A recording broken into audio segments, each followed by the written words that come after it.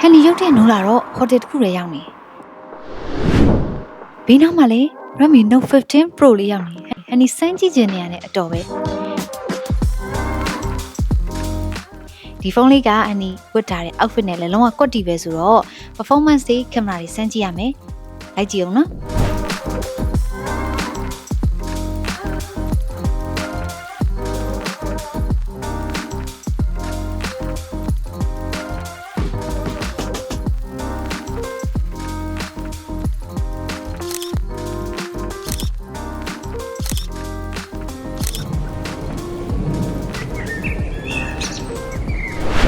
Okay, Redmi Note 15 Pro က200 megapixel ရှိတာဆိုတော့ခုလိုမျိုးပေါ့နော်ဒီရောက်နေတဲ့30နာရီတိုက်ပေါ်ကနေ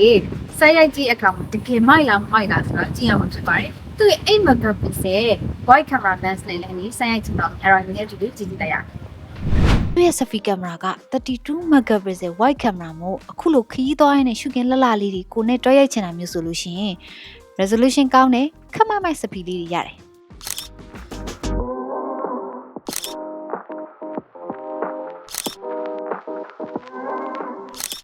ပုံတွေရိုက်ပြီးနောက်ပိုင်းမှာ mid range ဖုန်းနဲ့ရိုက်ထားတဲ့လုံးဝမတင်ရအောင်ကာလာစုံတောက်နေရပဲလူပုံကလည်းရုပ်သားကောင်းတယ် skin တုံးကလည်းမှန်တယ်ဒီတီးကြကြလှလှလေးထွက်လာတယ်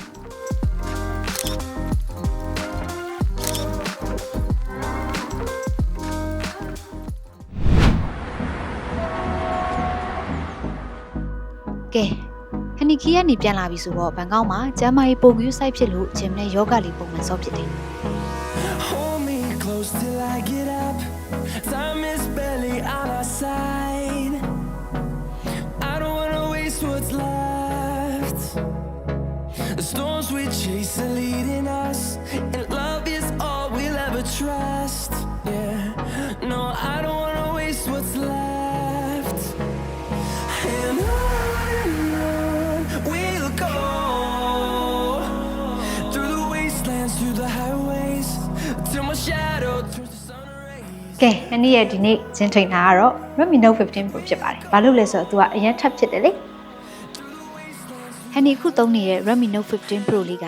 display ကျယ်တယ် 6.77 inches Full HD Plus AMOLED display ဆိုတော့အခုလိုမျိုးဂျင်းမှာ display ကောင်းကောင်းနဲ့ resolution မြင့်မြင့်ဗီဒီယိုတွေကြည့်ဖို့အတွက်ဆိုရင်လုံးဝကွက်တီပဲ။ speaker ကလည်းတော်တော်လေးကိုကျယ်တဲ့ထဲမှာပါတယ်။ဂျင်းဆော့ရင်းနဲ့တချင်းနားထောင်ဖို့ကွက်တီပဲ။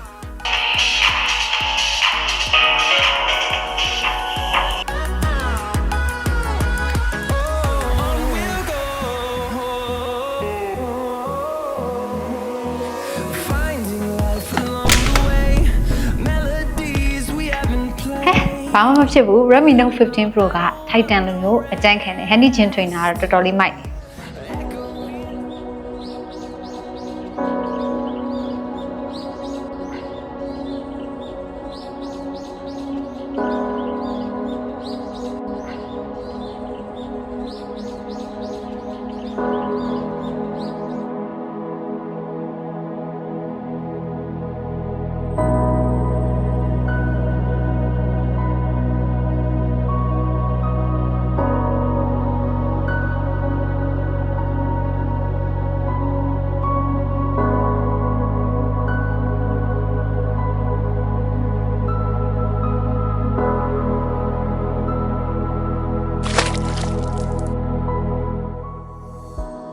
exercise လုပ်ရင်လည်းရေမတော်တဆဆိုတာဖြစ်သွားရင်လည်းဖုန်းကိုလုံးဝမထိခိုက်ဘူး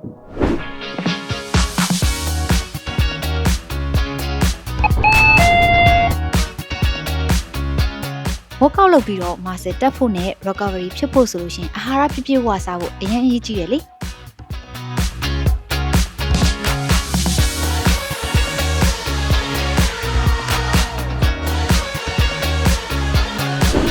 ကဲ Redmi Note 15 Pro လေးကိုဟန်နီဘန်ကောက်မှာခီးသွားတဲ့အခါမှာရော gym ဆော့တဲ့အခါမှာ daily life မှာသုံးတာတော်တော်လေးကို powerful ဖြစ်တဲ့ mid range ဖုန်းတစ်လုံးလို့ပြောရမယ်6500 mAh battery ကလေ single charge တဲ့နဲ့ကိုတနေ့ကုန်တနေ့ကန်အေးစစ်စစ်အသုံးပြုလို့ရတယ်ဟန်နီ social media တွေသုံးတယ် internet တွေသုံးတယ်ပြီးရင်ဓာတ်ပုံတွေရိုက်တယ်ပေါ့နော်တော်တော်လေးကိုအသုံးခံတယ်ပိုကောင်းတာတစ်ချက်ကဘာလဲဆိုတော့ तू က6နှစ်တိအသုံးပြုပြီးတာတောင်မှလေဘက်ထရီဟော့က80%ထိတောင်မှခံသေးတယ်ဆိုတော့ဘက်ထရီကိုအကြာကြီးသုံးနေတဲ့သူတွေအတွက်ဆိုလို့ရှိရင်တော့အဆင်ပြေတယ်ဟ Honey နောက်ထပ်ဆောင်ပြောချင်တာက Redmi Note 15 series လေးဝယ်မယ်ဆိုရင် official warranty ကပဲဝယ်ဖို့အကြံပေးခြင်းတယ်။ဘာလို့လဲဆိုတော့ official warranty ကပို့ပြီးတော့စိတ်ချတယ် benefits တွေပို့ပြီးတော့များသေးတယ်။အခု Redmi Note 15 series လေးကိုလေ January လ19ရက်နေ့ကနေ February လ28ရက်ဒီ first day ကာလမှာဝယ်မယ်ဆိုရင်တော့2နှစ်တိတိတောင်မှဒီ factory error တွေတော့ warranty ပေးမှာ။အဲ့ဒါအပြင်ပို့ပြီးတော့ကောင်းလာတဲ့ချက်က